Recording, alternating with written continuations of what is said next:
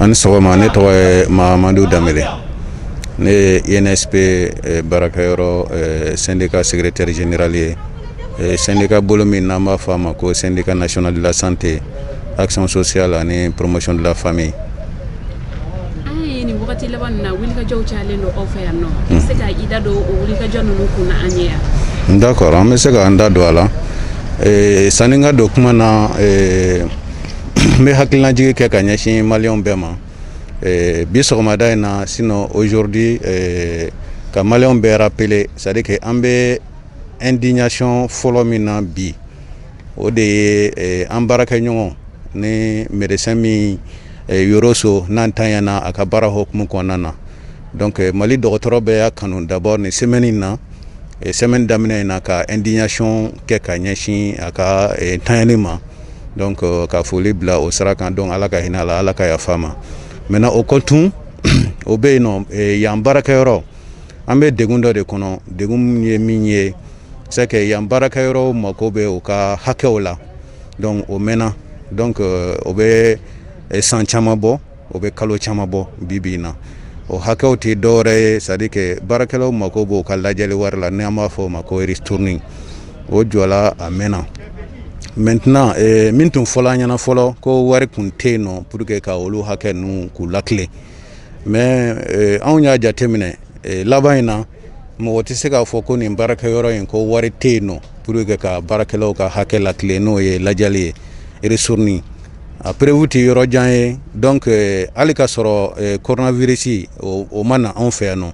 Donc baara dɔw tun bɛ kan ka kɛ, service bɛɛ ma jɔ, analyse dɔw bɛ ka kɛ, mais analyse dafalen de tɛ kɛ anw fɛ yan nɔ. O ye aspect fɔlɔ ye. Aspect filanan ye min ye, coronavirus test voyage dɔlen anw fɛ yan nɔ. Donc gouvernement ko olu recette ye kura de ye, k'u bɛ décret dɔ de ta. O décret in n'o tala o b'an yamaruya en ce moment structure ka wari utiliser ka kan ka recette propre ye. Donc bɛnkan kunna an kun fɛ o décret in kan ka signer a mɛnna parce que a kuma bɛ sen na depuis novembre. Donc o décret in ma se ka signer fɔlɔ pour que structure ka yan wari ladolen test covid voyage fɛ, donc pour que mɔgɔw ka se ka o wari ka se ka utiliser, ka mɔgɔw ka hakɛ ɲɛnabɔ n'o ye ristourne ye, ka mɔgɔw ka hakɛ ɲɛnabɔ n'o ye contractuel minnu bɛ yen nɔ n'u saralen don structure yɛrɛ ka nafolo la. Donc olu fana ka cotisation INPS jɔlen don a mɛnna, o ka AMO tigɛlen don a mɛnna. Donc an ka laɲini y'o de ye. An bɛ bi in na yɔrɔ min na an ye 4 jours kɛ sting na. Bi baarakɛlaw bɛɛ y'a décider k'u bɛ to so. Donc arrêt de travail de bɛ yen nɔ bi. Donc minnu bɛna baara kɛ bi o de ye direction chef de département médical minnu bɛ yen, olu kelen kelen dɔrɔn de bɛna baara ta bi journée yɛrɛ bɛɛ kɔnɔ. Donc an bɛ maliyɛnw ladɔnniya o la, ka tila ka yira clients na o baara min filɛ nin tɛ anw sago tɛ, donc o ma kɛ an ka laɲini ye quoi. Donc an b'o hakɛto ɲini kɛ ka ɲɛsin clients ma.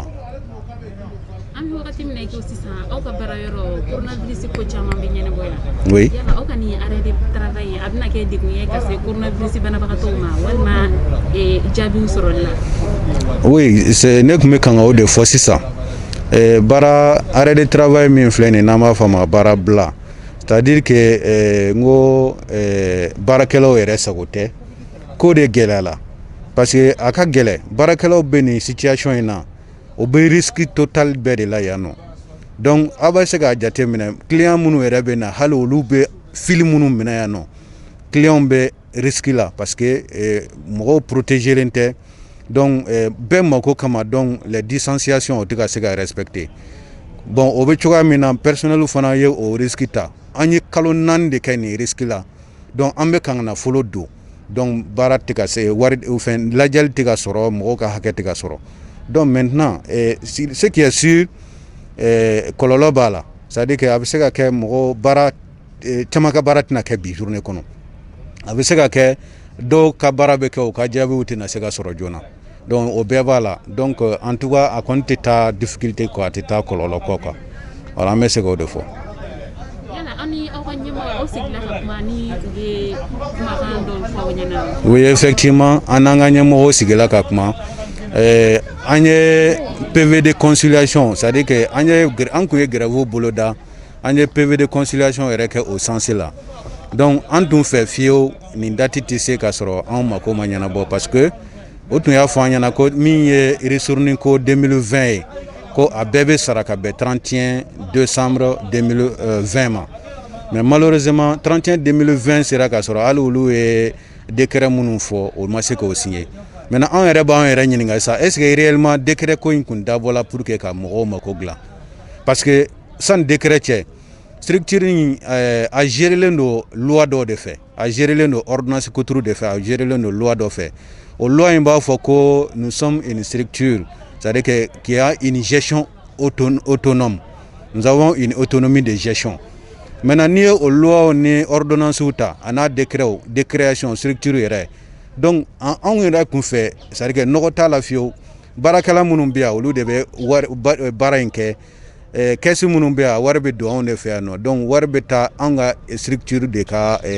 compte kɔnɔ hali n'a sɔrɔla o ko k'a di trésor ma donc anw fɛ an ka recette de don donc anw kun fɛ vraiment mɔgɔw mako kun kan ka se ka dilan hali ni décret tɛ mais n'u ko k'u bɛ décret ta k'a ɲɛnabɔ an tun fɛ an kun sigilen bɛ ka décret kɔnɔ a ka ɲɛnabɔ joona pour que baara bɛ kɛ. aw ka baarabila min daminɛlen filɛ nin ye bi a bɛna kun cɛ don jumɛn.